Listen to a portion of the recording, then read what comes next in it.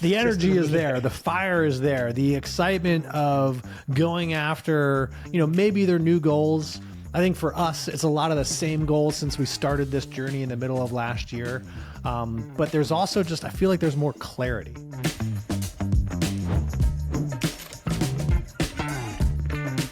Welcome back to Life at 10 Tenths, where we inspire you to live at the pinnacle of your ability and purpose. I am Garrett Fry. We got Matt Benelli with me on the other side of the world. Well, almost. That's not that far. It's a little exaggeration. But 3,000 miles away. It's a long distance. It's been a little distance. But we're excited to be back with you today. And we've got a fun topic we're going to go through. Just to kind of start things off here, we've got a lot of amazing people joining us in the 11 Circle today in our group that we have, our group coaching program. If you want to know more about that, go to Life at 10 Tenths, check it out. But Matt, I want to jump right into our episode today and get rolling on this, buddy. Yeah. How you been? I've been great, man. We're now recording in the new year. So, we kind of crossed over that calendar barrier and I woke up and I'm like, man, it's just another day. But the energy is there. The fire is there. The excitement of going after, maybe their new goals. I think for us, it's a lot of the same goals since we started this journey in the middle of last year. But there's also I feel like there's more clarity, right? We've learned a lot in 2024. Hopefully you guys have learned a lot. And dude, that was my word. That was my word of the year in 2024. I changed it mid-year. I'm like, I am in learning mode. My word is learning. Every day I would say it. Learn something new today. Yeah. Well, and that's the beauty of doing reflection, which is what I've been doing the past 2 weeks, is really thinking about, hey, what are the things that I've learned for one, and what's really, as our good friend Gretchen Adams would say, the thing behind the thing. And then behind that thing too, and behind that thing, which kind of gets to our topic of the day, which is what is the root of your results, right? And we just were chatting for an hour. We were like, hey, we're going to record some podcasts today. And then we totally took a sidebar into a conversation about hey, what is at the root of certain things and how do we resolve that? How do we solve that? And it's really interesting when you look at any business, but particularly in sales and with realtors, a lot of times they don't go that far, Garrett. They stop at, oh, this isn't working, or I don't know why this person won't call me back, as an example. And so I'm excited to explore this with you today. Yeah, it's an issue we see with a lot of people where they just kind of give up before they really go to figure out what caused that. They just kind of decide, I'm not good at that, or that's not really my thing. You hear people, I'm not good on the phone. It's like, has anybody ever taught you how to talk on the phone to somebody? It's funny because most of us have never actually had communication skills. What was the book? We just were, because we didn't say it in the book review. Few connect, everybody communicates, few connect by right. John Maxwell. Yeah. Thank you. He talks about in there, and I wish I had my notes in front of me right now. Darn it! But there's a quote that came out of there, and it was somebody he was talking about. That was an interview that was done, and they said if they could go back and do anything back in college, they would take a communications class. It'd be the number one thing that they would go take. And it's funny, we look at this and we get all this frustration over how we talk to people and the results we get back. And I always look at that and go how many of us have actually taken a formal communications class? And it's something we do every single day, and we just think we're supposed to naturally be good at this, Matt. Yeah. And we're not all naturally good at it. We actually, a lot of us are mediocre at it, if at best. Yeah. And then we wonder why when we use it for our business or we use it for something that we are trying to create in our world, and we go I'm not getting the results that I want. I just must not be good at talking on the phone. I just must not be a good salesperson. You probably have no training, at all, other than just haphazard. Yeah, particularly in this business, we walk in and we're I'm gonna just kick butt. And the thing is, you got to learn the skills, right? Because at the root, a lot of it comes down to either you're not skilled enough, or you're just not. You haven't given it enough time, right? Those are kind of two of the things, right? Now you can get into some other nuances of, we can perfect this product or this process. Yeah, of course. But that also probably is paired with, do you have the skill? Are you increasing that skill? And are you giving it enough time to actually work or enough volume, time or volume? I'll put those together because Garrett, sometimes we'll be man, I'm just not good at listing, consultations because I went on 3 and only got 2. right? I have 67%, success rate. It's like, all right, well, you're only basing it on 3. Like, we need to get on more so that we can look at a better sample size, because that's way too small. So, man, I made 5 calls and I didn't get anybody to pick up the phone. It's like, you made 5. Tell me who answers the phone when you make 50, right? Are then people answering the call? And like you said before we started recording, are you even giving them a reason to call you back?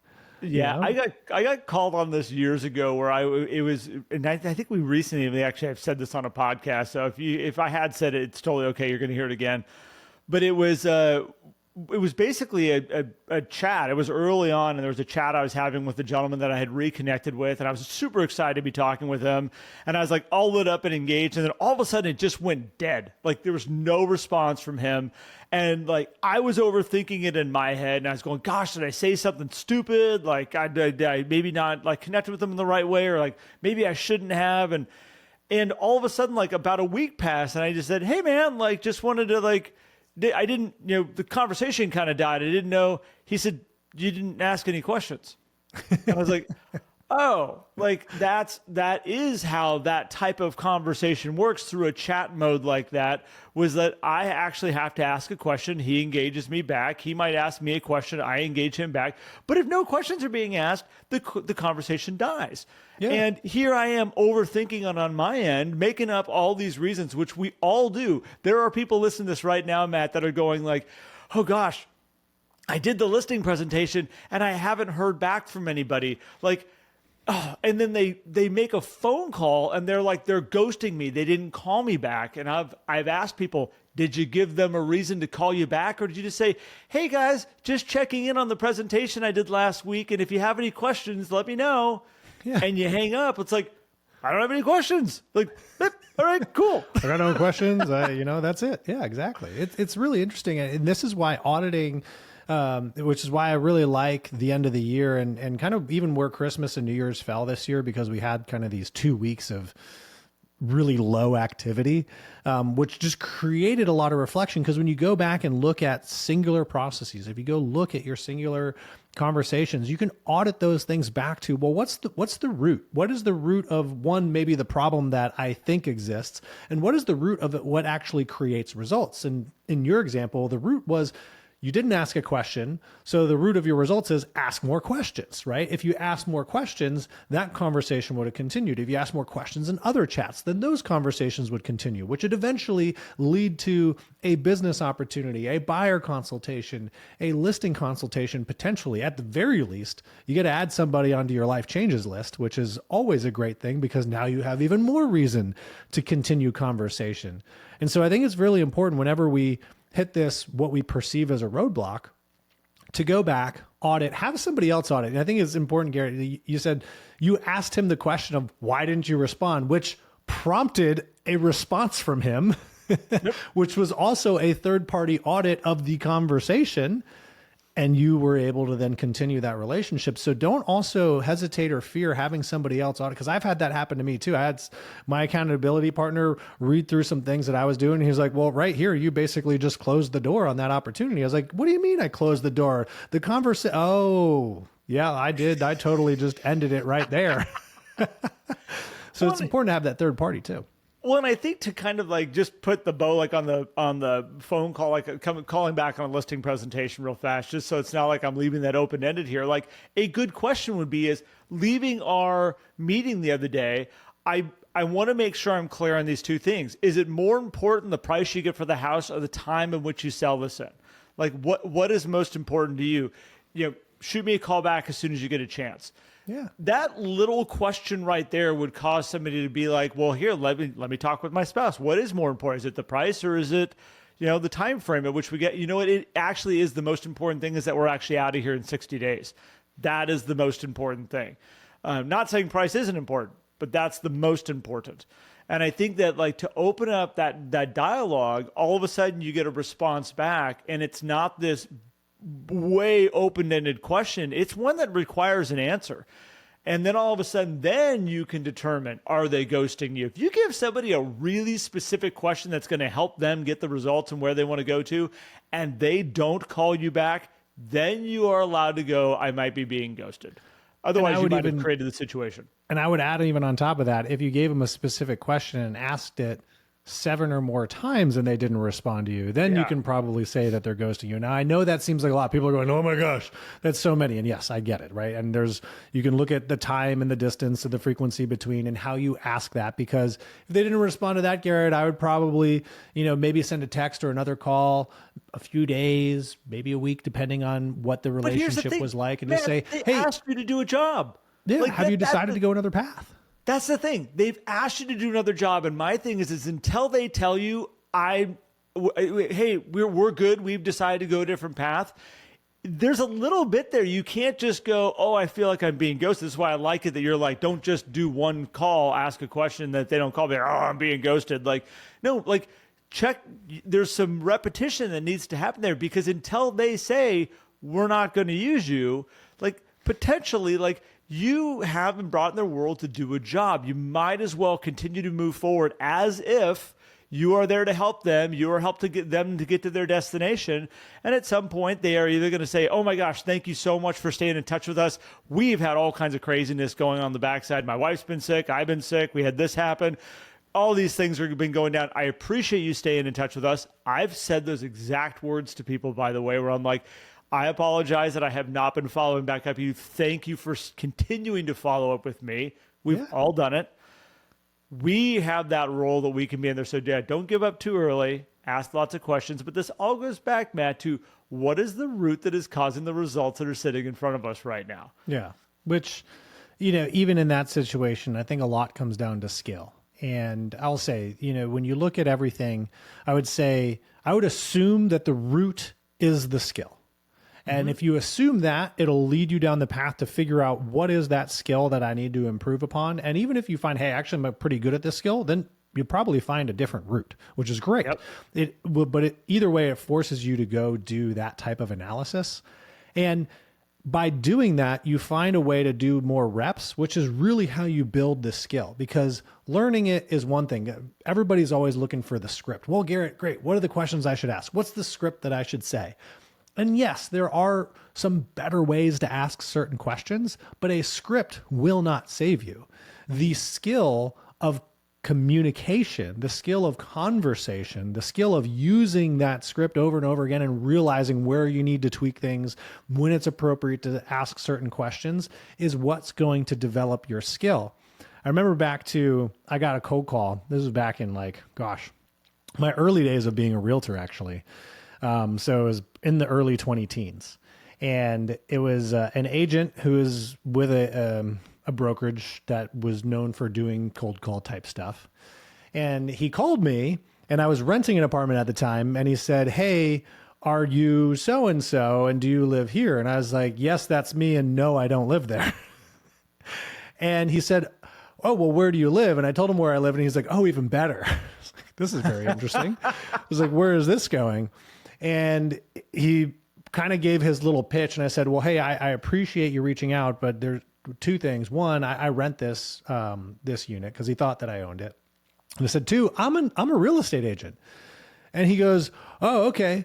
Well, is there anybody else in your building, neighbors, that you think might be looking to sell at this moment in time? I was like, kind of like shocked. I was like, that is like a bold move, buddy, because I just told you that I'm a real estate agent. Clearly he was reading from a script, and you could hear the nervousness in his voice. Maybe all of a sudden he realized he could help you build your business. Yeah, maybe, right? And so it was an interesting thing. And I was like, you know what though? And looking back on it now, I'm like, he was getting in whatever reps he needed to. I'm not an advocate of that method of outreach necessarily, but he was getting his reps in. I don't know where he's at now in his career, but if he was doing 50 of those calls a day, I guarantee he probably got pretty good at it. And that's where and he could probably look back at that if he did the analysis and say, hey, I need to develop the skill of listening and understanding what's going on the other end to ask better questions versus just following this line by line script. And so I like that you turned the root really is the skill of being able to master that script. The script is a great tool for him. But I've been there, Matt, where it's like you can tell they're following the script and they're not listening to the answers. They're just kind of going through the process. It's like, oh my gosh. Yeah. But what's interesting, and I think to take it back to this is what got us started with this whole thing today. This is what started this entire episode off today. Matt and I were talking about, Matt, I'm going to have you help me with his last name, but Justin. Oh, Rothling chauffeur. Thank you very much. Justin, we're working alongside this gentleman right now with some health things and seeing if we can bring it into our business and grow this up in a different way. And Justin made a post this morning that said, isn't it interesting that cold and flu season a lot of times coincides with after the holiday season? And holidays built on eating a lot of like processed sugary food, drinking a lot of alcohol, impairing your sleep for certain things, right? It's like, oh, and then all of a sudden our immune system is down. Interesting. Yeah, it's like there's not like better bugs or like, and I think it's very easy. I mean, I grew up in a household where my mom was saying it's cold, put a jacket on outside. You know, it's cold and flu season right now. And it's like, okay, so what is the root though that causes cold and flu season maybe to even be a thing? Well, it's us pushing ourselves to the max. It's us going out and hanging out with more friends and staying up later than we've stayed up. And as you said, alcohol and food and different stuff you're putting in, and it whacks your immune system. And yay, welcome, cold and flu season. Here we go, guys. I think it's a really interesting thing to when you start to step back and say, okay, well, no, what really caused that? Like, what really was the factor that caused that? And again, you can take this back to all kinds of stuff. Well, and I think that highlights, don't accept what other people say the root is, right? Or, you know, you really have to, and it's hard because this is where the mindset comes in. You have to push yourself past that because a lot of people will stop it. Like, this just happens this time of year. People get sick this time of year. It's like, we talked about this on air travel and the mindset side, right? It's like people are like, well, whenever I travel, I get sick. It's like, okay, well, is it just the fact that you travel, or, well, what changes when you travel? Your sleep patterns probably change. You probably eat differently, probably less healthy when you're traveling. You're probably engaging more people. So yeah, you're exposed to more things for sure. It's like, go further, find out that, because even when people are looking for the root of their success, and this happens a lot with people who are kind of like trying to uptick their business, Garrett, and they'll go talk to their manager or somebody and they'll be like, oh no, you're doing great. Right. And they just like, stop. It's like, well, I want to do more analysis to really understand what's going on. I just had a conversation with Simon Sarver, who's a great agent in DC this morning. And we were talking about, okay, cool. You did well with referrals this year. Now let's go deeper into those referrals to understand not just who was doing the referrals, what are the similarities? Also, what are the other things that we're doing with those people that maybe cause them to all these people come to your events this year and everything. And he's looking at, okay, cool. How do I really understand the root of my success through my actions so I can focus even more energy on those actions versus maybe actions that are just kind of, you know, more general and broad and aren't providing the same results versus, because like, I think that's where, and I'll kind of contradict maybe some things that I've said in the past, but quantity and quality of your conversations is important. I always say your business is built on that. But as you start to understand that and look at the data behind it, you can direct those even deeper versus just having broad flow with your people. You can be very specific to find the better areas of result. And that's how you grow. And that's going down into that root, Garrett. Well, and this goes back to like right now, and I think you said, you know, having somebody being able to audit or look at it from the outside or being able to ask a question like opens up the doors to kind of figure out what's going on here. And I just was on the phone with a lady the other day, and we were talking about her business, and we brought up the idea of referrals, and she says, "Oh, I'm like 90-something% referrals." Like, it was like this huge high number. And I said, so 90% of your business is actually somebody that was truly referred. Somebody said, "Hey, I have somebody I want you to work with." And she was like, "Yeah." And I said, "Really? Or is it like repeat business in there and your friends coming and working with you? Or are you counting all that as referral business?" And all of a sudden her moment was, "Well, yeah, I am." Like that's all, you know, people, and it's like, okay, so now let's figure out if we really want to cause real referral business, like really unlock this piece of business that you don't even know about here. Let's figure out what the root is that would cause that to light up. Like, let's separate this out now. Let's separate out the repeats. Let's say separate out your friends that are coming using you for the first time and what a true referral is. And now let's find the root that causes that to happen more than this other stuff over here. And you've got to go down and break it down, because she was very excited about 97% referral, and she should be. Yeah. 97% of her business being repeat, people coming you and true referrals coming in, absolutely great. But then there's another side there that when you have somebody that can audit it for you and break it down and look at it, you all of a sudden get to find out, it's like, oh my gosh, there's all these little elements that would cause these areas to even have bigger and greater impact. You got to figure these things out. And as I was starting to say, like, this happens in so many areas. There's so many places you can apply this to, from trying to figure out why my daughter's edges of her tires are worn out, which, by the way, there's nothing wrong with the car. It is how she drives. I was about to say, it's definitely, we're enjoying that car a little bit. That was through asking the right questions, by the way. I was trying to got some twisty roads up there. What was causing that? It turns out that is her stress relief, is to go out on the backcountry roads. I was like, all right, if it's new tires, I guess that's my rear tires wear faster than my front ones. Let's figure that one out. Yeah, exactly.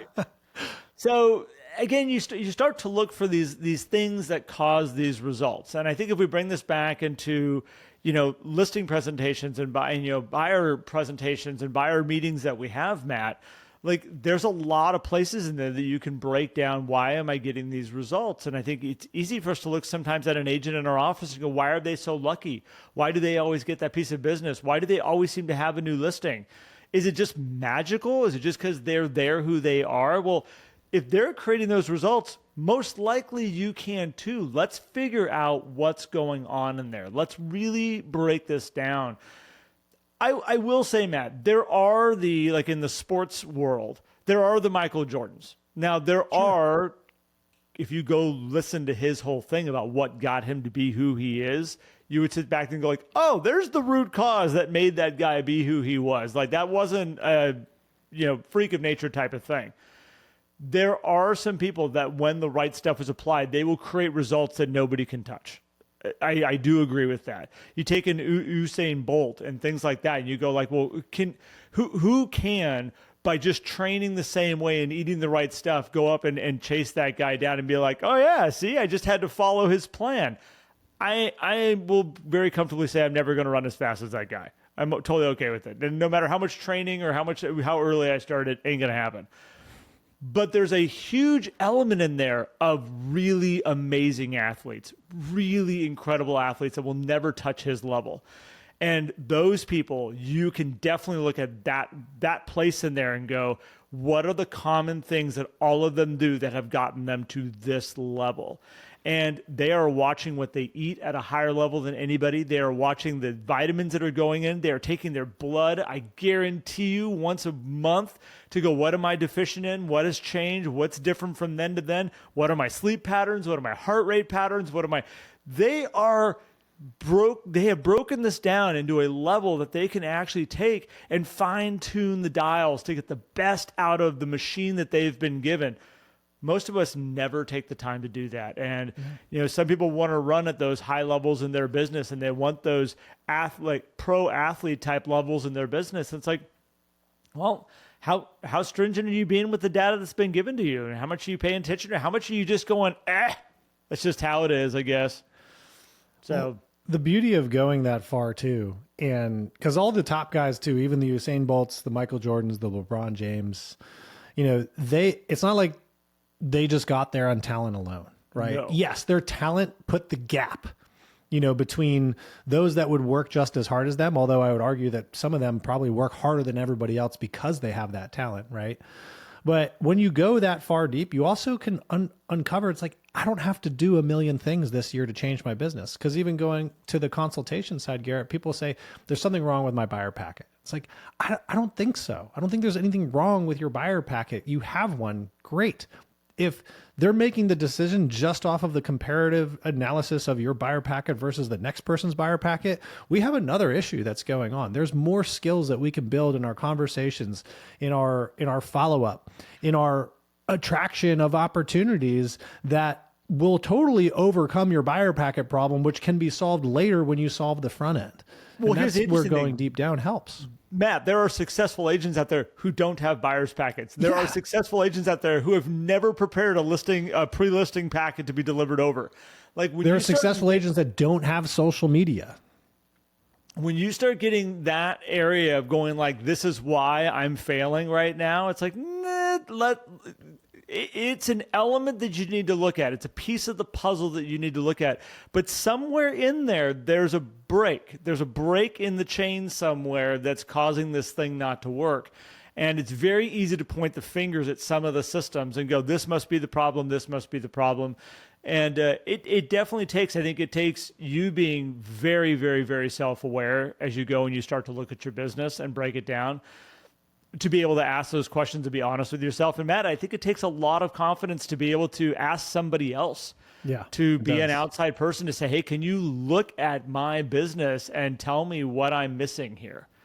And that's where, and I'll kind of just add this to wrap this up, is you have to be willing to look for your failures. You have to be willing to accept and welcome failure, because that's where the true learning happens. And having the confidence to ask somebody, where are we going wrong, is accepting a certain level and element of failure, because that's where we can learn so much. The people that we see who are successful, the successful agents, if you sit down and have a long conversation with them, not just like a 5 minute of like, oh my gosh, that guy's at the top of his game, but really understanding what's going on, they're going to tell you about the listing appointments that went terribly wrong, the buyers that fired them, the listings they didn't get, the ones that expired. They're going to tell you about all of these failures that they had, that they learned from, that they were able to take that and put it into a skill development program for themselves in order to grow, to not make those mistakes again, to amplify the skill. The reps are so important. I mean, even top business entrepreneurs that we look at, there's failed businesses behind the successful businesses. There's always failure. And if you're willing to welcome it and accept it, then you're never going to lose in the long run. You'll only continue to learn so that you can stack these failures up so that you can stand on top of them for your win. Because you may need to stack a few more failures in order to win, but you can't even identify them if you're putting the blame on something else, like, oh, these people are ghosting me, or I can't attract the right clients. It's like, okay, but that's a you problem, not a they problem. Yeah. And going back to this, Matt, and you just, I've said it for years, like you can very easily go, I failed at this. And there are no failures. There's only learning lessons is all there are. So if you can really approach it that way, any good entrepreneur will tell you about businesses that failed, that they started and they didn't work out. Events that they wanted to put on that they had grand ideas about that didn't maybe come together the way they thought they were going to come together. There's all these things that you start looking at these pieces and applying them and go, okay, well, what could have been done differently? What if we approach this a little bit differently? What if the message was a little bit different? And I think in entrepreneurs and business, it's a great way because you'd never necessarily really see their failures. You see their wins. Yeah. Sports people are the same way. You don't typically see the injuries that they went through and the surgeries that they went through and the downtimes that they had, but you do see them when they make that amazing catch at the football game and you're like, whoa, what an athlete. And you don't see all that led up to that moment of that catch and all the practices and all the late nights. And then they usually take the camera, they pan it around to dad and mom sitting up in the stands and they're like, there's his parents. And they don't see all the sacrifices that those people went through to make sure that that kid could get to where that situation was. It's like there's so many pieces that come together that are the root cause that make that. I just had this moment, and I'm going to shout out to my friend Bo Stevenson, who I grew up with, a good friend of mine from when we were young, third grade, maybe younger than that. And his kids are really, really, really amazing in baseball, like amazing in baseball. And I've seen videos and he posts things all the time. And it's really incredible what these kids are accomplishing and their drive and their focus. Bo used to post a video, I think every single day of their trainings in their garage and all the training that they would go through. And he would sit there with them and work in the garage every single night. They would, just sit, he had this whole thing set up so they could hit balls in the garage. And he's sitting there going, your elbow needs to come up 1 inch. You need to change this a little bit. You're looking in the wrong direction. And it was amazing. And I was watching it and I was going, I was never that intense with my kids when it came to sports. And never that intense. But here you got these kids that have this fire and this drive around this. You're like, well, nobody, unless they watched those videos, nobody saw that type of stuff. Nobody saw that stuff behind the scenes. And it's not like you can just look at those kids and go like, oh, they were just successful. It's like, well, what was the root that caused them to be that successful? What was that gave those types of results? And whether it's a successful result or whether it's a result where you're going, damn it, that was a failure, if you want to look at it that way, what is the learning lesson that caused that result to happen? And it will help you grow at an exponential pace. I will say that. Yeah, it absolutely will. So I love this. So guys, the action for you today is to, if you are facing some type of roadblock, or even if you've looked at your business plan and you're taking action and you're seeing some things happen, analyze down to the root. Really look for it. It's probably a skill, could be a time, could be volume, could be something else. But if you don't dive deep enough, you're not going to know, and you're going to move away from something before you have the chance for it to actually work. I mean, we see that all the time. I mean, it happens every year at the beginning of the year. This is going to be the year that I'm going to start doing this. And that happens every single year. And if we're restarting every year, if we're restarting every month, you're missing the opportunity to learn more from following that path so that you can actually grow, which is going to be incredible. So hope you guys find the root. And if you are looking for more from Garrett and myself, come over to Life at 10 We actually have a starter membership. It's $10 a month where you get mindset videos, you get book insights because we do a book of the month every single month. You get access to us. You get to see kind of what's going on at an introductory level inside of our community. You can also just kind of take that 7-day free trial of our group coaching program, the 11 Circle, if you want. But for that $10 a month, you get more stuff from us. If there's anything that we would ask you guys to do to support this podcast, if you love listening to it, it would be to grab that starter membership, because we love it. We love doing the mindset videos each week for you guys. And it's just kind of a great place to start to experience the community that we are building here in the Life at 10 world. And I want to say thank you guys for following us on this journey. Many of you have started with us last June, Garrett, and it's been so much fun looking and speaking with some of you who are like, I love the new podcast. It's been fun following along the journey. And so if there's somebody else too that you feel would benefit from this stuff, give it a share, subscribe to our stuff, of course, as well. And just know that we appreciate you guys a ton. And if there's anything that we can do for you, just reach out to us. Garrett and I are pretty easy to connect with. So just reach out, say hey. Well, we appreciate it. As Matt just said, all of you, I want to say thank you for, Matt, you said, for joining us on this journey. And this has been a journey. It has been an amazing journey so far. And we're just getting started, man. We're just getting, the ball is just getting rolling. And in the vision, I would say in the vision that we saw when we said, let's go start this, it's just starting to come to life. And it's one of those that, we all wish you could start something, and the vision that you have instantly comes to life. And this has been a fun, as I said, 6 months of learning, 6 months of watching and growing and going, let's try this, let's adjust this, basically into what the podcast was about today. We've been doing a lot of that. And I want to say thank you to all of you. And yeah, if you know anybody that used to listen to us on our own old platform and doesn't know where we are, we find there's lots of people out there that don't know where we're at who used to listen to us. You can share, if you find our message would be good for anybody, let us know and let them know. And thank you, everybody. We appreciate you tons. Have a great day, guys. We'll see you soon.